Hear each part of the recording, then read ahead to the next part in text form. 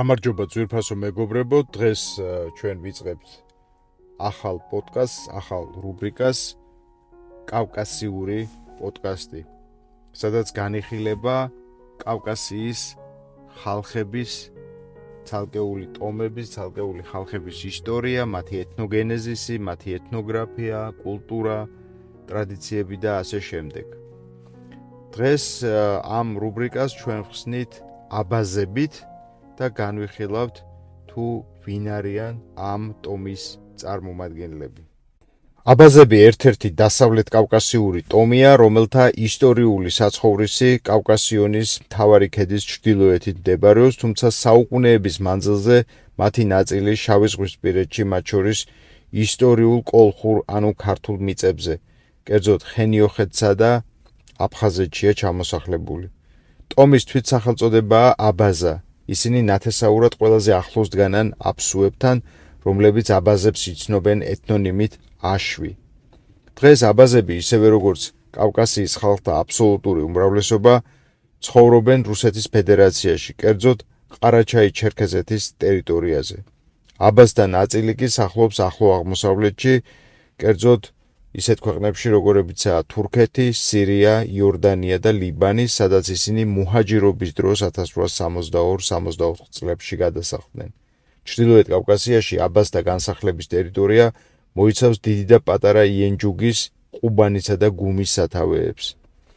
აბაზურ ენას აქვს ორი დიალექტი, ტაპანთური და აშხარული, შესაბამისად იყოფიან ორ ეთნოგრაფიულ ჯგუფად, ტაპანთელებად და აშხარელებად. აფხაზურ ენასთან ყველაზე ახლოს დგას აბაზური ენის აშხარული დიალექტი. სამეცნიერო ლიტერატურაში კი აღნიშნულია, რომ აბაზური ენის ტაპანტურ დიალექტზე მეტყველმოსახლეობას აფხაზური ენა არ ესმის. ტაპანთელებთან საკმაო რაოდენობით არიან შერწყმული ადიღეელები. ეს შერწყმა ჯერ კიდევ მე-19 საუკუნემდე დაწყებულა და გვიანობამდე გრძელდებოდა.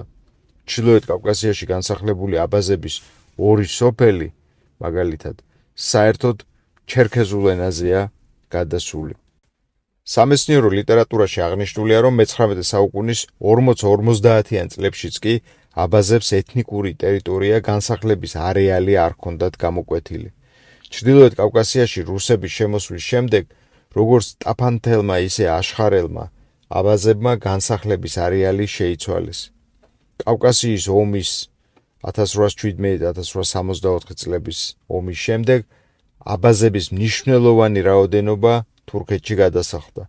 მუჰაჯირი აბაზების რაოდენობა სხვადასხვა წყაროებით სხვადასხვანაირად განისაზღვრება, მაგრამ ის დაახლოებით 30,000 კაცს მოიცავს.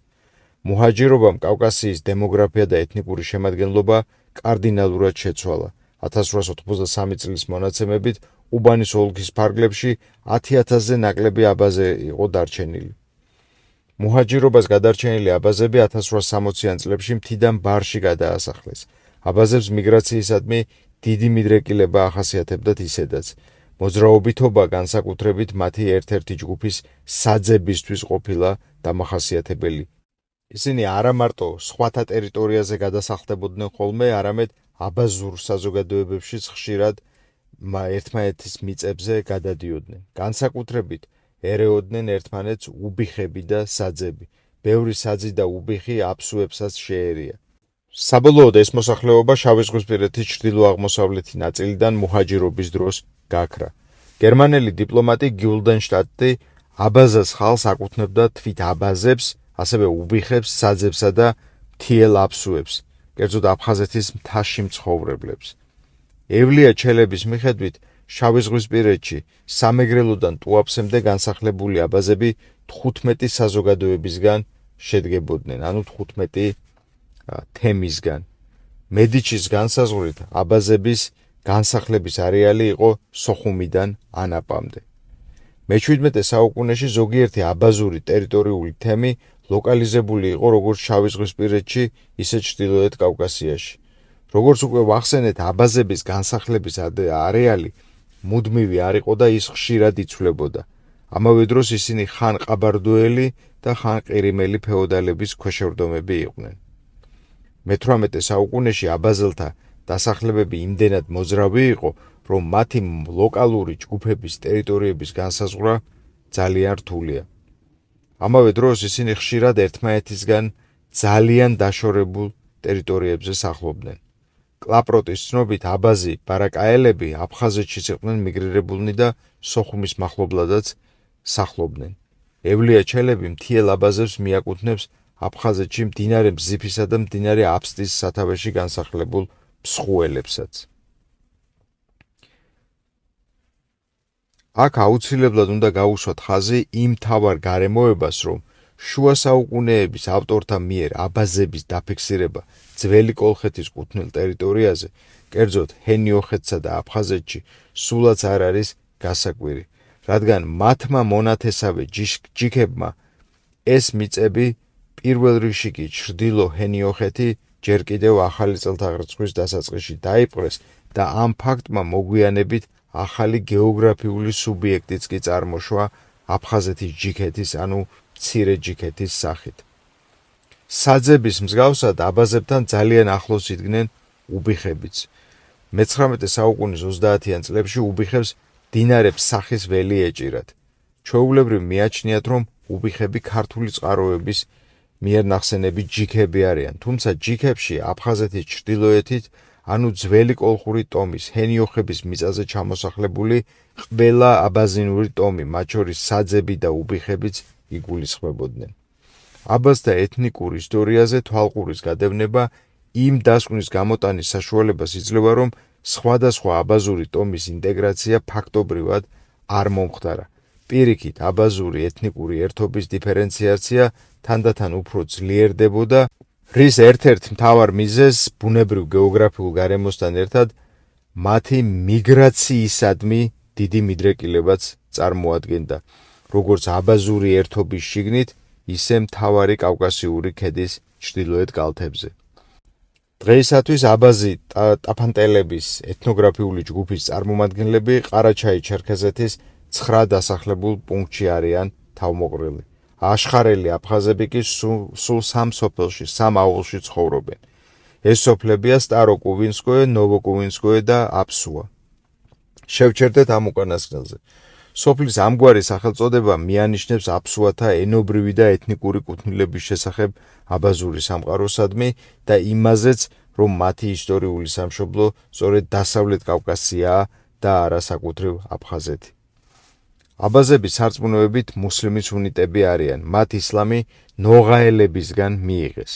ისლამის მიღებამდე კი ისინი წარმართები იყვნენ. აბაზებში ისლამმა ძირითადად მე-17-18 საუკუნეებში შეაღწია. ამასთანავე მათში დღემდე შემორჩენილია პირველყოფილი რწმენა წარმოდგენებიც. ნიშანდობლივია ის ფაქტი, რომ მე-19 საუკუნის შუა ხანებში მთაში, განსაკუთრებით აშხარელთა ეთნოგრაფიულ ჯგუფში, წარმართულ რწმენა წარმოდგენებთან ერთად ქრისტიანული ელემენტებიც ხვდებოდა. აბაზები მე-19 საუკუნესა და მე-20 საუკუნის დასაწყისში კომპლექსური მეურნეობის მიმდევრები იყვნენ, რომელშიც შერწყმული იყო მეცხოველეობა და მიწათმოქმედება. ბარში გადასახლებამდე მეურნეობის მთავარი დარგი მომთაბარე მეცხოველეობა იყო. რაც შეეხება მეცხენეობას, ის საპატიო საქმედ ითვლებოდა და ძირითადად ზედაფენის ინტერესების სფეროში შედიოდა. ასევე განვითარებული იყო მეფრინველეობაც. მე-19 საუკუნის მეორე ნახევრიდან მიწათმოქმედება მეურნეობის წამყვან დარგად იქცა.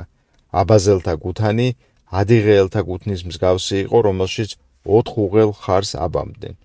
ხვნისა და თესვის დროს იცოდნენ ურთიერთდახმარება. ურთიერთდახმარება ძირითადად ერთი გვარის შიგნით ხდებოდა. ხვნის დაწყებასა და დამთავრებას მთელი მოსახლეობა დღესასწაულით აღნიშნავდა. შავი ზღვისპირეთში მცხოვრები აბაზებისთვის მეურნეობის წამყვანი დარგი კი მაინც მესაქონლეობა იყო, რადგან მათი განსახლების ტერიტორია მცირე მიწიანობის გამო მიწათმოქმედების ფართოდ განვითარების საშუალებას არ იძლეოდა. მიწის არც ერთი გოჯი დასამუშავებელი არ რჩებოდათ, მაგრამ მიუხედავად ამისა, მიწათმოქმედების პროდუქტებით აბაზები არასდროს არ იყვნენ უზრუნველყოფილნი. ზღვისპირეთი არც მესაქონლეობის ფართოდ განვითარების საშუალებას იძლეოდა. აბაზები აქ საძოვრების ნაკლებობას განიცდიდნენ. სასოფლო-სამეურნეო პროდუქტებზე დანაკლის ზღვისპირა აბაზები თარეშით და მეკობრეობით ივსებდნენ. ამ ხრივ განსაკუთრებით უბიხები გამოირჩეოდნენ. ისინი ყველა მიმართულებით ლაშქრობდნენ. უბიხთა თავდასხმებით განსაკუთრებით ზარალდებოდა აფხაზეთის ბარის მოსახლეობა. აბაზურ ტომებს არც მთიელი აფსუები ჩამორჩებოდნენ. ქართულ წყაროებში ჯიქებისა და მთიელი აფსუების ქართულ სოფლებზე თარეშის არაერთი ფაქტია აღნიშნული. ბუნებრივია აბაზთა თავდასხმებისა და ლაშქრობების შედეგად მოსახლეობა არამხოლოდ მატერიალურ ზარალს განიცდიდა, არამედ დიდი იყო სისხლის ზღვრის მასშტაბები და ადამიანთა მსხვერპლი. ასე რომ თარეში მსგავსად სხვა ადიღეური ტომებისა აბაზთა მეურნეობის ფაქტობრივად ერთ-ერთ ფორმას წარმოადგენდა. რაც შეეხება კეთილშობილ საქმიანობას, აბაზთა ერთ-ერთ ასეთ საქმიანობას წარმოადგენდა მეფუტკრეობა. საშინაო და საგარეო ბაზარზე თაფლი მათი ერთ-ერთი ძირითადი გასაყვეტი პროდუქტი იყო. თაფლსა და ცვილს, როგორც წესი, თურქები ყიდულობდნენ ხოლმე. ფუტკარი ტრადიციული ფორმის კებში ყავდათ, კონუსისებური ფორმის თიხით შელესილი სკა კაკლის ხის მოქნილი ტოტებისგან ჰქონდათ მოწნული. მეურნეობაში დამხმარე როლი ნადირობას და მეთევზეობასაც ეკისრა. მათთვის უცხო არ იყო არც მებაღეობა და მევენახეობა. ვაზი ჩვეულებრივ მაღლა ხეებზე ჰქონდათ გაშვებული. საოჯახო რეწვიდან და ხელოსნობიდან განვითარებული იყო მატყლის, ტყავის, ხის დამუშავება და მჭედლობა. მატყლსა და ტყავს ქალები ამუშავებდნენ. ხის, ლითონისა და ქვის დამუშავება კი მამაკაცთა საქმიანობის სფეროში შედიოდა. აბაზები როგორც წესი დამოუკიდებელ სასოფლო თემებად ცხოვრობდნენ. ფუნქციონირებდა სათემო ყრილობა ან არჩევითი საბჭო, რომელშიც 10-დან 14-მდე ადამიანი შედიოდა.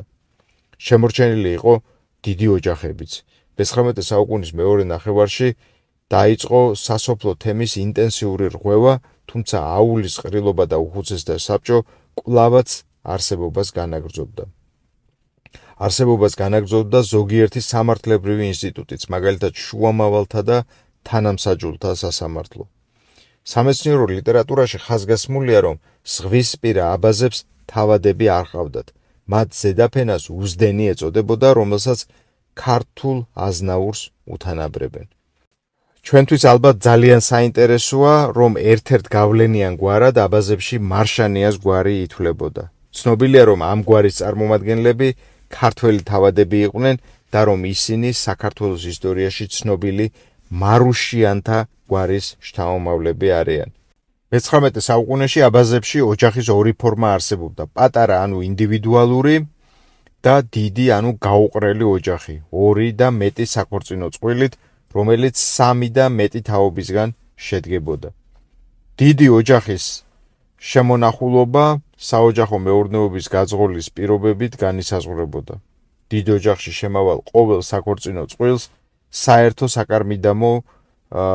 საკარმიდამოში ცალკე სახლი ჰქონდა დაკავებული. შედარებით პატარა საოჯახო თემი საერთო სახლში ცხოვრობდა, რომელშიც ყოველ ცალკეულ საოჯახო წყვილს ცალკე ოთახი ეკავა. აბაზებში გაბატონებული იყო მონოგამია. მე-19 საუკუნის მეორე ნახევარში დიდი ოჯახის დაშლის პროცესი დაჩქარდა. დიდი ოჯახის უფროსი იყო ასაკით უფროსი მამაკაცი, ქმარი, მამა. მამის სიკვდილის შემდეგ ოჯახის უფროსი მის შვილებს შორის ყველაზე უფროსი, აშა ხდებოდა. აბაზებში არსებობდა მკაცრი სქესობრივ ასაკობრივი იერარქია. ოჯახის ყველა წევრი მის უფროს ექვემდებარებოდა. უმცროსი უფროს, ქალები მამაკაცებს. უფროსების, უხუცესების ტრადიციული პატივისცემა მამებსა და შვილებს შორის კონფლიქტს ფაქტობრივად გამორიცხავდა. ქალებს შორის უფროსი ოჯახის დედა იყო, მისი გარდაცვალების შემდეგ კი უფროსი რძალი. შიდა საოჯახო ყოფა საუკუნეობრივი პატრიარქალური ტრადიციების საფუძველზე იყო ჩამოყალიბებული. როგორც ზღვისპირა, ისე ჩრდილოკავკასიელ აბაზებში სტუმართმანწყვილობის ტრადიცია საერთო კავკასიური იყო. ამ წესჩვეულების უმთავრესი, ყველაზე არქაული ელემენტი იყო ნებისმიერი ადამიანის უფლება შესულიყო ნებისმიერ სახლში, ისეთშიც კი, რომლის ოჯახის უფროსს საერთოდ არ იცნობდა და მიეღო ღამის გასათევი, საკვები და საჭიროების შემთხვევაში მტრისგან დაცვაც. როგორც კავკასიის სხვა ხალხებში, აბაზებში სისხლის აღების ჩვეულებაზე მაღლა იდგა სტუმართმოყვარეობის ჩვეულება. აბაზელთა ტრადიციული საჭმელები მცენარეული, ასევე რძის და ხორცის პროდუქტებისგან შედგებოდა. სვამდნენ სუსტ ალკოჰოლურ სასმელს, რომელსაც ბუზას უწოდებდნენ. აბაზთა ტრადიციული აულები თავისუფალი განაშენიანებით გამოირჩეოდა და განლაგებული იყო დიდი მდინარეებისა და ხევების გასწვრივ. ისინი უბნებად იყოფოდა და პატრონომიული ხასიათის იყო. დაბლობში განლაგებული ტაპანთელთა სოფლები მჭიდრო და შეჯგუფული ტიპის იყო. მთაში განლაგებული აშხარელთა სოფლები კი ბუდისებური ფორმის. ის ნათესავებით იყო ძირითადად დასახლებული. აბაზთა ყოველი სოფელი მაგარი ღობით იყო შემოზღუდული, რომელსაც ერთი კარი ჰქონდა. აბაზთა ფოლკლორში განსაკუთრებული ადგილი ნართების ეპოსს ეკავა. შემონახული იყო ჯადოსნური ზღაპრები, ისტორიული, შრომითი, გმირული, ლირიკული ხასიათის სიმღერები. მოკლედ, აბაზები დასავლეთ კავკასიის ერთ-ერთი უძველესი ხალხია, რომლებმაც თავიანთი წვლილი შეიტანეს საერთო კავკასიურ ისტორიაში. რაც შეეხება აბაზურ ენას, იგი მიეკუთვნება აფსურ-ადიღეურ ენათა ჯგუფს, რომელიც თავის მხრივ იბერიულ კავკასიურ ენათა ოჯახს წარმოადგენს. ჩვენი გადაცემა დასასრულს მიუახლოვდა. გთხოვთ გამოგვეხმაუროთ კომენტარებში, მოგეწონათ თუ არა დღევანდელი გადაცემა და ასევე თქვენი აზრი დაწეროთ აბაზების შესახებ, რომელთაც რა თქმა უნდა ძალიან უარყოფითი როლი შეასრულეს გვიანი შუა საუკუნეების საქართველოს ისტორიაში, მაგრამ მიუხედავად ამისა ისინი რჩებიან მაინც კავკასიის შემადგენელ ნაწილად, კავკასიის ხალხთა შემადგენელ ნაწილად და მათი გარიყვა თუნდაც წმინდა ეთნოგრაფიული ისტორიული თვალსაზრისით შეუძლებელია. მე დღეს ამით გემშვიდობებით, მომავალ შეხვედრამდე.